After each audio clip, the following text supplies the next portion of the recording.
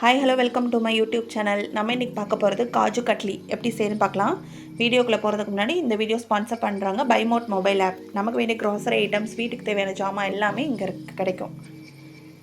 இப்போ ஒரு 200 கிராம் முந்திரி நான் எடுத்து வச்சுருக்கேன். ஒரு மிக்சி ஜாரில் போட்டு அதை நல்லா பொடி பண்ணிக்கலாம். நல்லா நைஸாக திரித்து வச்சுக்கலாம்.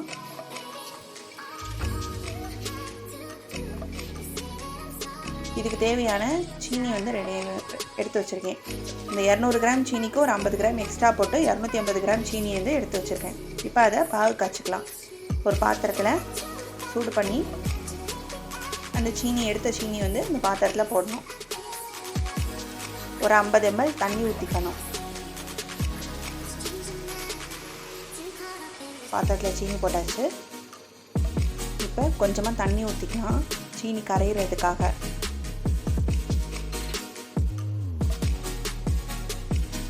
சீனி நல்லா கரைஞ்சிட்டு வருது. இப்போ கொதிக்க ஆரம்பிச்சதும் அந்த கம்பி பதம் நம்ம பார்க்கணும். சீனி கொஞ்சம் கொஞ்சமாக கரைஞ்சிட்டு வரும்.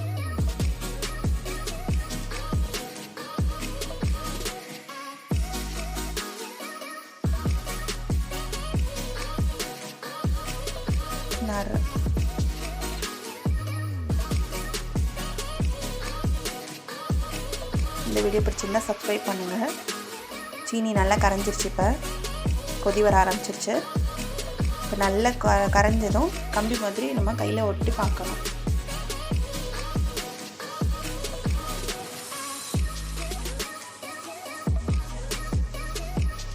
ஒரு தட்டில் எடுத்து வச்சுட்டு அதை இப்போ கம்பி பாதம் பார்க்க போகிறோம். நல்லா இழுத்ததும் ஒரு கம்பி மாதிரி வரும். இந்த மாதிரி வருதான்னு செக் பண்ணணும்.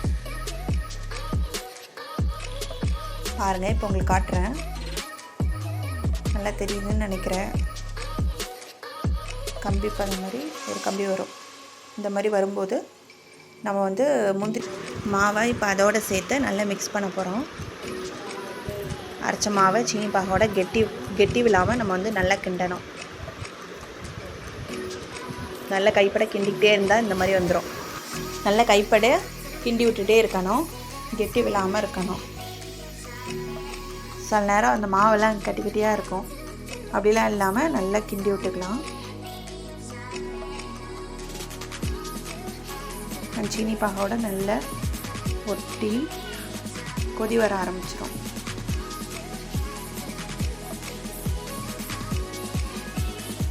நல்லா கிண்டி விட்டாச்சு.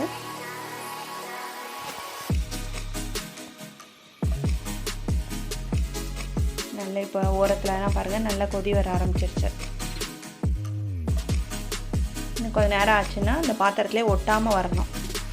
அந்தளவுக்கு நல்லா கிண்டி விட்டுட்டே இருக்கணும். ரொம்ப தீயை குட்டி வைக்கணும்னா கொஞ்சம் சிம்மிலே வச்சு வேக வைங்க. பாருங்கள், ஓரமெல்லாம் அப்படியே பொங்க வருது. பாத்திரத்துலேயும் ஒட்டாமல் வருது. இந்த ஸ்டேஜில் நான் நெய் போட்டிருக்கேன். 2 ஸ்பூன் நெய் போட்டு நல்லா கிண்டி விட்டுருக்கேன். பாத்திரத்துலேயே ஒட்டாமல் வருது பாருங்கள். நல்லா நுரைச்சி வரவும் நம்ம ஒரு தட்டில் நெய் தடவி வச்சிடணும். முன்னாடியே அதை அப்படியே கொட்டிட வேண்டியது தான். நல்ல நெய் ஒன்று சேர்ந்துருச்சு. நல்லா கிண்டி விட்டாச்சு. இப்போ பாத்திரத்தில் ஒட்டாமல் வருது. இந்த வீடியோ பிடிச்சிருந்தா லைக் பண்ணுங்கள், ஷேர் பண்ணுங்கள். இந்த மாதிரி நல்லா பொங்கி வருது பாருங்கள். பாத்திரத்தில் ஒட்டாமல் வருது.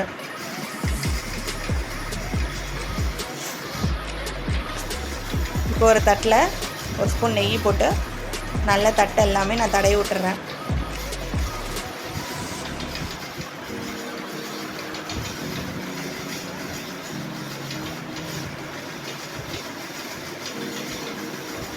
நெய் ஃபுல்லாகவே நல்லா தடவி விட்டாச்சு.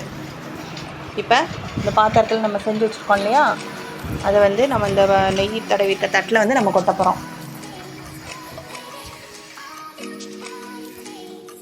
ரெடி ஆயிடுச்சு. மணக்குது இப்போவே எனக்கு. நீங்களும் செஞ்சு பாருங்கள், ட்ரை பண்ணி பாருங்கள். எப்படி இருக்குன்னு ஒரு தடவை செஞ்சு பார்த்துட்டு கமெண்ட்டில் சொல்லுங்கள். இப்போ தட்டில் ஊற்றி அதை அப்படியே ஆற விட்டுறணும். நம்ம கொஞ்சம் நேரத்துலேயே நல்லா ஆறினது கெட்டியாயிரும். அப்போ நம்ம வந்து கட் பண்ணிடலாம். இப்போ தட்டில் வந்து கொஞ்சம் ஆறிடுச்சு.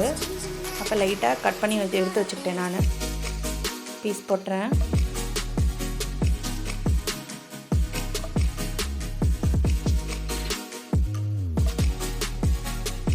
இரநூறு கிராமில் முந்திரியிலே இவ்வளோ பீஸ் வருது. அதனால் நீங்கள் வந்து ட்ரை பண்ணி பாருங்கள். நம்ம வீட்டிலேயே காஜு கட்லி பண்ணிக்கலாம். நீங்கள் ஒரு தடவை வீட்டில் செஞ்சு பாருங்கள். டேஸ்ட் எப்படி இருக்குன்னு பாருங்கள். செஞ்சு பார்த்து கமெண்ட்டில் சொல்லுங்கள். இப்போ சுவையான டேஸ்டான காஜு கட்லி தயார். தேங்க்யூ. பாய்.